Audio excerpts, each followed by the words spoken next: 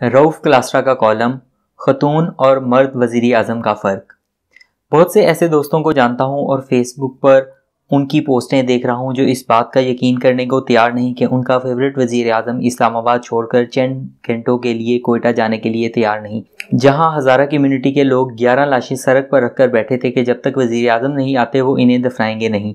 लोगों का ख्याल था कि खुदा न ख्वास्ता अगर पाकिस्तान में इस तरह की ट्रेजिडी हुई जैसी न्यूजीलैंड में हुई तो हमारा वजीर आज़म भी उस कंपैशन का इजहार करेगा जैसे न्यूजीलैंड की खतून वजीर आज़म ने किया और पूरी दुनिया का दिल जीत लिया। लोगों की तवक्कुआत इसलिए भी अपने वजीर आज़म से भर गई थी कि उन्होंने न्यूजीलैंड की इस खतून वजीर आज़म को बाकायदा फ़ोन किया था और उनके साथ इस रवैये की तारीफ़ की थी। न्यूजीलैंड की वजीर आज़म ने जिस तरह मुसलमान ख़ानदानों की ख़वातीन और मर्दों को गम की घड़ी में गले से लगाया, उसने दुनिया की 7 अरब आबादी के दिलों को छू लिया। वहाँ भी मकामी और गैर मकामी का मसला था, वहाँ भी नस्ल परस्तों को मुसलमानों से शिकायत थी। न्यूजीलैंड की वज़ीर आज़म को भी सियासी और दीगर ख़तरात थे। वो मुसलमानों के लिए इस हद तक चली गई थी कि नस्ल परस्त उनसे नाराज़ हो गए, लेकिन उन्हें इल्म था कि न्यूजीलैंड को इस वक्त अगर कोई चीज़ बचा सकती है तो वो कंपैशन था। और फिर सब ने देखा कि कैसे अकेली खतून ने वो कर दिखाया जो शायद तारीख में हैरत अंगेज़ लग रहा था। जब बेनज़ीर भुट्टो दुबई से वापस लौटी तो कराची में उनके जुलूस पर हमला हुआ जिसमें 150 से ज़ायद लोग मारे गए थे। मजीद हमलों का भी खतरा था। वो खुद बाल बाल बची थी। बेनज़ीर भुट्टो को सब मना करते रहे, लेकिन अगले रोज़ वो अस्पताल पहुंच गई, जख्मियों की इयादत की। इंटरनेट पर वो तस्वीरें मौजूद हैं जब बेनज़ीर भुट्टो उन हमलों में मारे जाने वालों की माओं को गले लगाकर दिलासा दे रही थी। बात यहाँ तक नहीं रुकी, बल्कि उन्होंने लारकाना तक रैली में जाने का प्रोग्राम बनाया। इसी तरह उन पर पेशावर में हमले का मंसूबा नाकाम हुआ और उनका अगला पड़ाव इस्लामाबाद था, जहाँ लियाकत बाग रावलपिंडी में उनका आखिरी जलसा था। जलसे से एक रात कबल DGISI नदीम ताज बेनज़ीर भुट्टो से मिले और उन्हें बताया कि वो लियाकत बाग ना जाएं, उनकी जान को खतरा है। इसके बावजूद वो नहीं डरी और लियाकत बाग गई।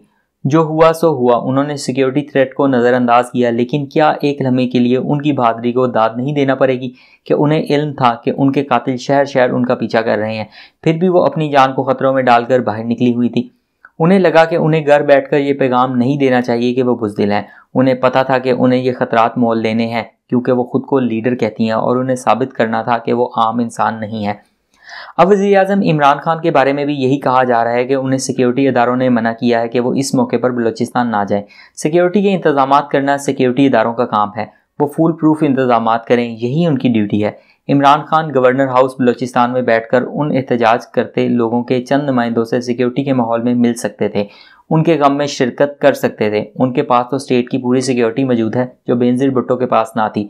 दूसरी बात यह है कि हर बड़े ओहदे के साथ बड़ी जिम्मेदारियां और बड़े खतरात होते हैं। आम लोग अपने जैसे लोगों में से उसी को अपना हीरो या लीडर मानते हैं और अपने ऊपर हुकूमत करने का हक देते हैं जिसके बारे में उन्हें लगता है कि ये बंदा उनसे बहुत बेहतर है, बहुत बहादुर है, समझदार और बेखौफ है और वो उनका तहफ़्फ़ुज़ कर सकता है। यही वो खूबियाँ हैं जो किसी इंसान को आमादा करती हैं कि वो ऐसे बंदे को अपना हीरो बना ले। इसलिए कदीम दुनिया में जंगजू और बहादुर लोगों को ही बादशाह तस्लीम किया जाता था, बुज़दिल लोगों को नहीं। तो क्या हुक्मरान को सिर्फ इक़्तिदार और इंसानों पर राज करने की सहूलतें ही एंजॉय करनी चाहिए? उन्हें सिर्फ अवाम के पैसों पर ऐश करनी चाहिए? और अगर वही अवाम गाजर मूली की तरह काट दिए जाएं तो आप वज़ीर आज़म हाउस से बाहर निकलने को तैयार ना हो कि कहीं आपको सिक्योरिटी का मसला पेश ना हो। वज़ीर आज़म ने कोयटा ना जाकर अपना इमेज हर्ट किया है। इन बरसों में उनका क्रिकेट से लेकर सियासत तक ये इमेज बना रहा कि वो खतरों के खिलाड़ी हैं। क्रिकेट का मैदान हो या सियासत, वो हर जगह खतरात का सामना करते आए हैं।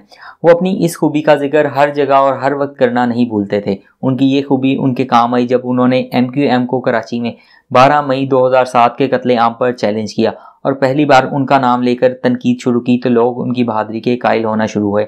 फिर उन्होंने ड्रोन हमलों पर अमेरिका के खिलाफ तहरीक चलाई और बाकायदा एक जुलूस लेकर फाटा तक गए। हालांकि बहुत से लोग उन्हें डरा रहे थे कि अमेरिका कहीं इस काफिले पर ही ड्रोन हमला ना कर दे। उनकी तकरीरें सुने तो आपको लगेगा कि वो किसी से नहीं डरते।